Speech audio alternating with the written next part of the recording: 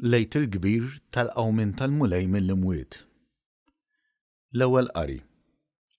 Qari mill-ktieb tal-Atti tal-Apostli. F'dak iż-żmien Pietru qabad jitkellem u qal: Intom tafu b'dak li ġara mal-Ludija kollha. Ibda mill-Galilija wara li Ġwanni kien xandar il-Magħmudija. Tafu kif Alla ikkonsagra lil Ġesu ta' Nażaret bl-Ispirtu Santu u bil-qawwa, u kif dan Ġesu għadda jagħmel il-ġitu jfejjaq il-dawk kollha li kienu maħkuma mix-xitan għax Alla kien miegħu. U aħna xhud ta' dak kollu li hu għamel fl-art tal-Ludija u f'Ġerusalemm. Tawh il-mewt billi dendluh mal-għoda tas-salib. Imma Alla qajmu mill-imwiet fit-tielet jum u għamel li hu jidher, mhux lil kulħadd, imma lix-xhieda li Alla għażel minn qabel lilna li miegħu kilna u xrobna wara l-qawmin tiegħu mill-imwiet. Lilna ordnanna biex inxandruh lill-poplu u niġdu li dan hu dak li Alla għamlu mħallef tal-ħajjin u tal-mejtin. Il-profeti kollha jiġdu għalih u jgħidu li kull min jemmen fih jaqla l-maħfra ta' dnubiet bis-saħħa ta' ismu. Il-kelma tal-mulej. Salm responsorjali. Dan hu l-jum li għamel il-mulej. Ħanifirħu nitennew fih. Alleluja. Faħru lill-mulej għaliex hu tajjeb, għax għal dejjem it-tieba tiegħu. Ħajjgħidu li Iżrael għal dejjem it-tieba tiegħu.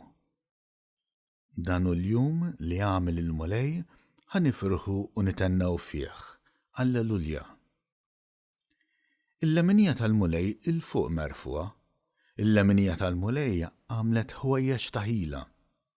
Ma mmuċ imma nibqa' ngħix u nħabbar l-emejjel tal-mulej.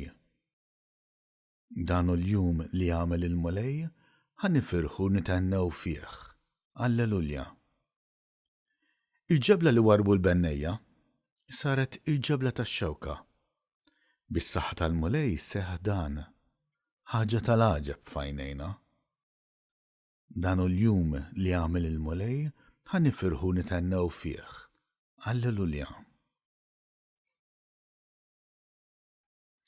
It-tieni qari.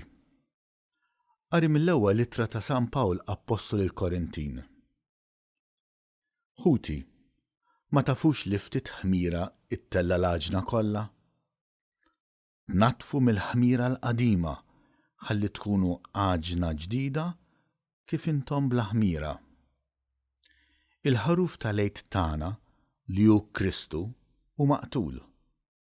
Namlu festa, mhux bil-ħmira l-qadima, anqas bil-ħmira tal-qerq u tal-ħażen, imma bil-ħobs bla ħmira tas-safa u tas-sewwa. Il-kelma tal-mulej.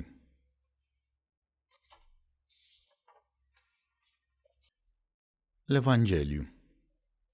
Qari mill-Evanġelju skont San Ġwann. Kien l-ewwel jum tal-ġimgħa filgħodu kmieni kif kien għadu dlam, u Marija ta' Magdala ġiet ħdejn il-qabar u rat il-blata mneħħija mill-qabar.